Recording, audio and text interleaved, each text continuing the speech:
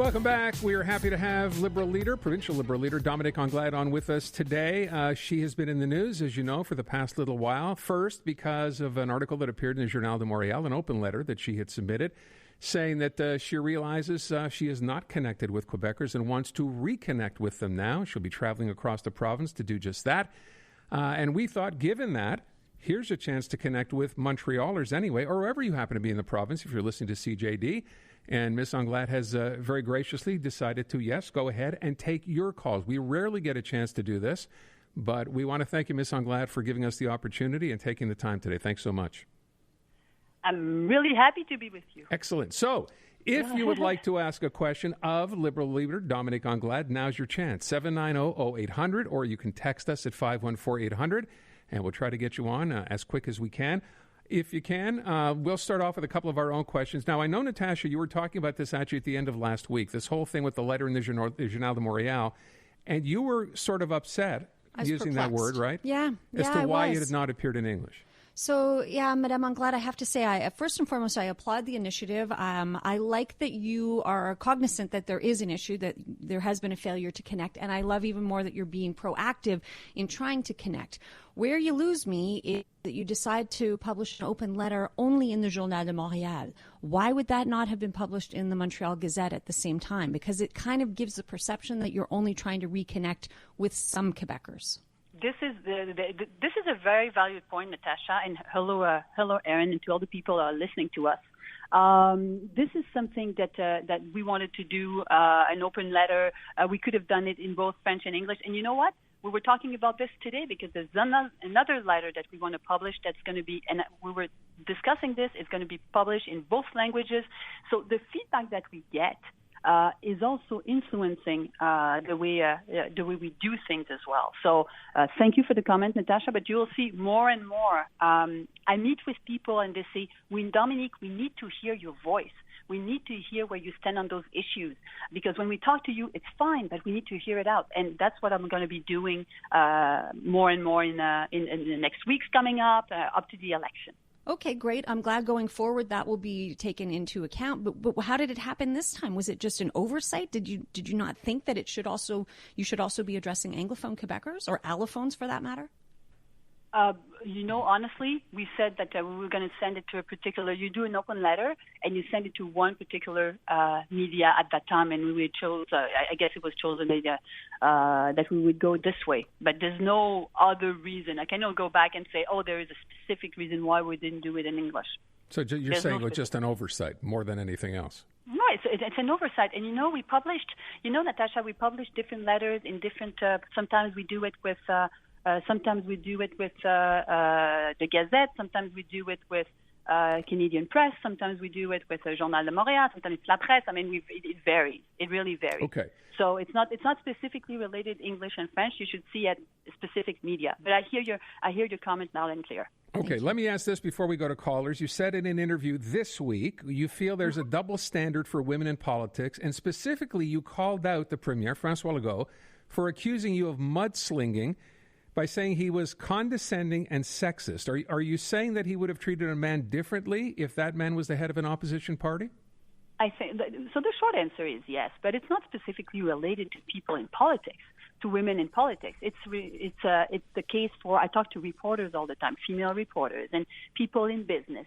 There are double standards. Mm-hmm. When a man in the National Assembly, remember somebody like Éric Kerr. He used to be called the sheriff of La Pelletrie because he was asking tough questions and he was always fighting. They would never say this about a woman, right? They would always say, she's whining, she's complaining. So those double standards, they exist not only in politics, everywhere in our society. And I think it's important to talk about those issues.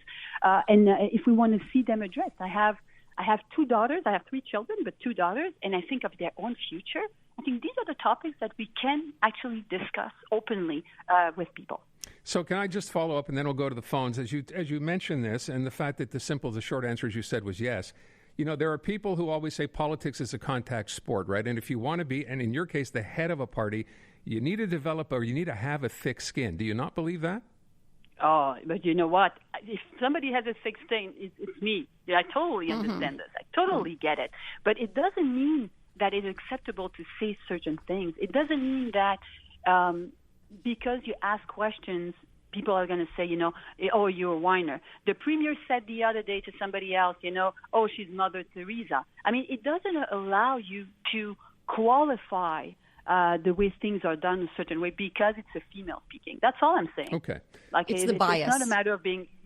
It's not a matter of being thick-skinned or not. It's just a matter of doing the right thing. Okay. Let me go to the phones and pick up from some of our callers here. If you have a question you'd like to ask Dominique Anglade, now's your chance. 790-0800. Malcolm is on the line. Malcolm, go ahead. You're on with Dominique Anglade. Yes. Hi, Madame Anglade. I have 2 questions for you. Yes. First, it's a privilege to talk to you, and these are very important questions. I'll be turning 65 at the end of the month, and I would like to know, is there a possibility of having a increase in the Quebec pension? Mm-hmm. And also for medical benefits for eyes, teeth, and feet to have either a 75% discount or to get it totally free. Could that be in your agenda for seniors? So first of all, thank you, Malcolm, for your question. You're right in mentioning that when you turn 65, there are a lot of things that are increasing, and people are really struggling with that. One of the things that we have announced that's going to be part of our platform is an additional $2,000 for every senior over 70 years old, and this would not be this would be tax free. In order to support that. So this is an example of what we can do. So you're saying 65, our platform recommends 70, but this is something that I will investigate some more. Regarding medical support for teeth and general additional support, this is something that we're also considering for the platform coming up. But it hasn't been presented yet. Okay. But thank you for those 2 questions. They're extremely relevant. Curious, with respect to that $2,000 that you just said, how much would that cost the government? $2 billion in total. Okay. $2 billion in total. Let's go back to the phone. David is on line 2. David, you're on with Dominique Anglade. Go ahead. Yes, thank you so much, Ms. Anglade. I appreciate you doing this. My question to you is, how in God's name does the Quebec Liberal Party, and specifically yourself, expect the Anglophone community to support the Quebec Liberal Party when you have fundamentally endorsed Bill 96, Bill 40, Bill 21? All of these bills are a violation of the Canadian Charter. Mm-hmm. All of these bills are discriminatory to the Anglophone community. They turn us into second-class citizens. I don't know how and what's wrong with your party showing your allegiance to the country and showing your allegiance to the Quebec Anglophone community. I don't understand how you expect the Anglophone community to support you and the Quebec Liberal Party. I voted Liberal all my life. And what I promise you, with your stance on specifically Bill 96, I will not be voting for you. Okay, David, give her a chance to answer. Yeah. Okay, so David, I hear you, but let me just bring some perspective. We voted and we fought against Bill 40. Let's be very clear on this. On Bill 21, we voted against it because it was going way too far, because it was using the notwithstanding clause. There was another bill as well that you didn't mention. It was a Bill 9 that we also voted against. On Bill 96, we also going to vote against Bill 96. So when you say that we didn't stand up and fought those bills, we actually did. We actually did. And one of the things that I realized, as I was saying earlier, that we haven't been loud enough. We haven't been clear enough on certain issues, and I recognize that. But there is no way that you can say that we did support those bills, because we didn't. And you know why? Personally, it's really ingrained in me, because I'm again the daughter of immigrants. I am those values are really part of who I am, and they're part of my upbringing and what I've seen my parents fighting for, if you will. And that's why I will always fight in order to protect the rights of of minorities. So again, I heard what you said, but a lot of the things that you said we did not support. Let me be very clear on that. I will say, though, with respect to Bill 96, and you're 100% right in saying you voted against, but people, I think, are wondering, I know we took calls on this, why it took so long to finally come out against Bill 96. Yeah, so I understand then it was a 200 article bill, so it was a huge bill with a number of issues. And you know what? We said, we're going to see all the changes that we want to make with the government. But at the end of the day, we realized we cannot trust the government. And a good example of that, a very good example of that, was the Dawson situation, where they said they were going to go ahead with that. So we said, okay, well, that's good. They're going to go ahead with the extension. And all of a sudden, they changed their mind. So at the end, we said, they're changing their minds constantly. They make it harder for minorities constantly. Therefore, we're going to vote against it. Montreal Now with Aaron Rand and Natasha Hall, CJAD 800. We're with Liberal leader Dominique Anglade, and we are taking your questions as she tries to reconnect with Quebecers. So this is your chance. If you have a question for Ms. Anglade, 790-0800-514-800 for your text. Let's go right back to the phone. Kenneth is on line one. Kenneth, what's your question for Dominique Anglade?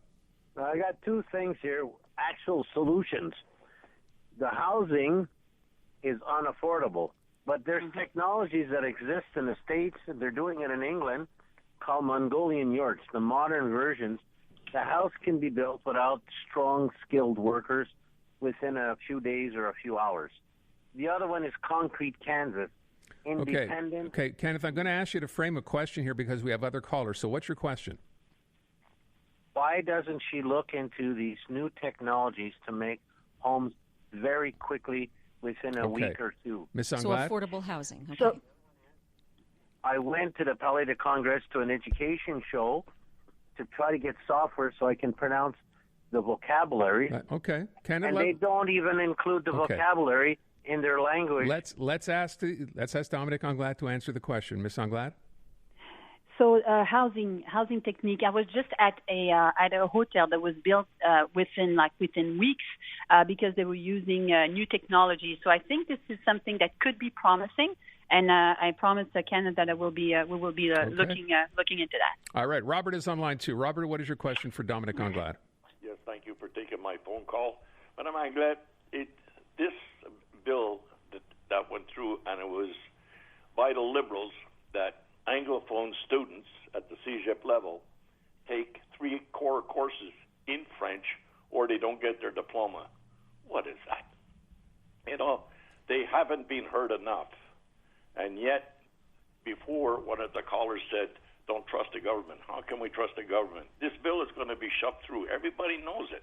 It's going to be shoved through by the CAQ, and it's going to pass hands down. Okay, and well, yet, let's get an you answer. And your party did nothing to stop it. Robert, let's get an answer from Ms. Anglade. Well, specifically last week, we recommended that we change it, that we take everything off. And one thing I can tell you, because we're going to vote against that bill, one thing I'm going to tell you is anything related to CEGEPs in terms of limiting accessibility, telling us our young generation, 17, 18, 19, that they can't go to a specific CEGEP. Limiting that is not going to be part of our platform. This is going to be very, very clear. We're going to be supporting the expansion of the Dawson CEGEP. We're going to be making sure that people can have the right to choose where they go to school. So, and again, we made a number of changes. We tried to make changes. Like CAQ had the opportunity last week, and they shut it down.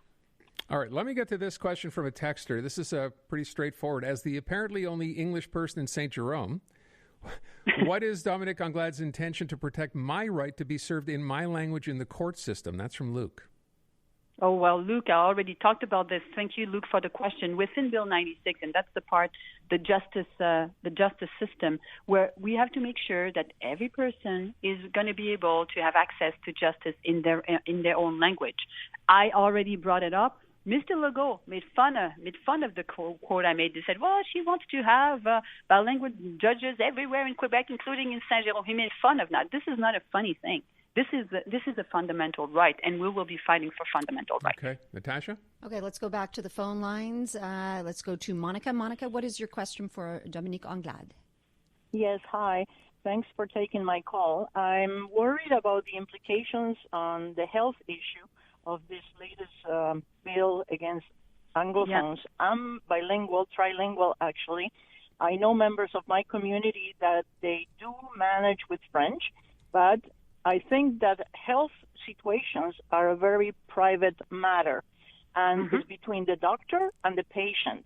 And if the doctor chooses to talk to the patient in their native language or in a language that is easily comprehensive for the patient, why is the government getting involved into this? And what are we going to do about this? Okay. Because, I mean, I could translate for my husband. He's not Francophone. But what about other people that have to ask a friend to go to a doctor and translate private matters about their health? Okay. Monica, and we heard this, Dominique Anglade, last week, right, when this came up, because there was a big uproar then. So to answer her question. So, Monica, I could not agree more with you. When somebody goes to the doctor, that's when they're like normally the most vulnerable, and they should be able to talk the language that they speak at the end of the day, period. And again, we're going to be voting against Bill 96.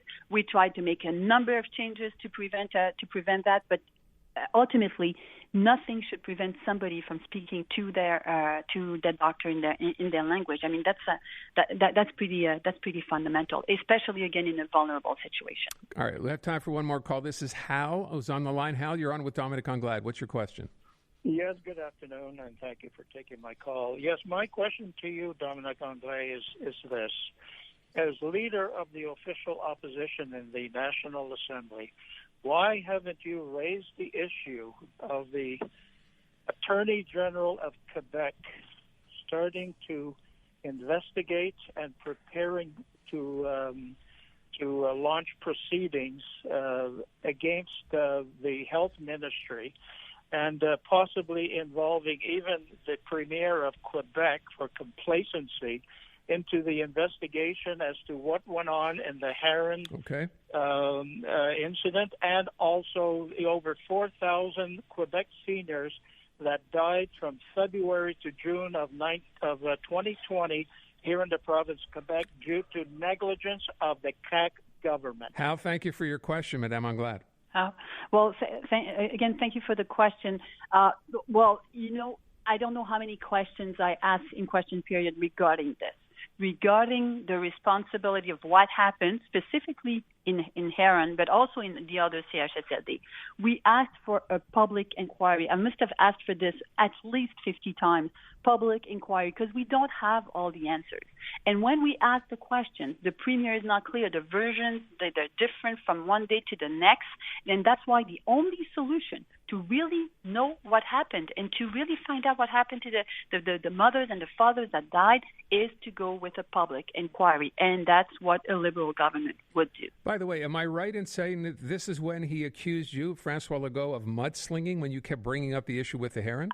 Absolutely, because when I said that, I said, you're telling people that these are lies. I mean, one day you tell a version, the other day you tell another version. I mean, this is like, I don't know how to say it differently, but this is lying to the population. Like, you have to tell the truth. And until I have a clear answer, I'll have to say, well, why do we have different versions? And that's just a fact. So I think we have to be very clear on this, and we have the right to know what happened as Quebecers. Let me ask you this. Sorry, just want to ask this before we run out of time here. You've made it a priority now, according to your open letter, to say you want to reconnect with Quebecers. Someone is asking, what do you think that in the last 3 years you've had as leader of the Liberal Party prevented you from connecting with Quebecers? What was it? Oh, I think, so I've been leader less than 2 years, but I mean, COVID is one of them for sure, because I became a leader within COVID. Like, we were all like locked down and everything. So this is part of the issue. The other element is, I think at the beginning we were looking at the government and saying, okay, what is it that they're trying to do? So we saw Bill 21. We saw a number of bills that we did not agree with, and then we realized not only are they proceeding with their own path, but they're changing their minds, and they're making it tougher and tougher every single day. So I think that this whole question of being more present, being more vocal, is also critical about the situation. We have a lot of people on the text line bringing up the notwithstanding clause, specifically having to do with Bill 96. When it does get forced through with the notwithstanding clause, then what happens next? What can the Liberal Party do? From a value perspective, from a principle-based perspective, not in favor of notwithstanding clause. I mean, why would we? And they apply it everywhere. They try to apply it when it's really not justified. So, of course, we're going to be voting against. And that's the position that we've taken from the get-go. From the get-go in the other bills as well. In Bill 21, it was the same thing. Why do we have to use the notwithstanding clause in a preemptive way? I mean, this is preventing somebody from taking the bill in front of the courts. I mean, why would we do that? Yeah, but the problem, of course, is they have a majority and you don't. So as much as you want to do something about this, you're kind of hamstrung in a sense.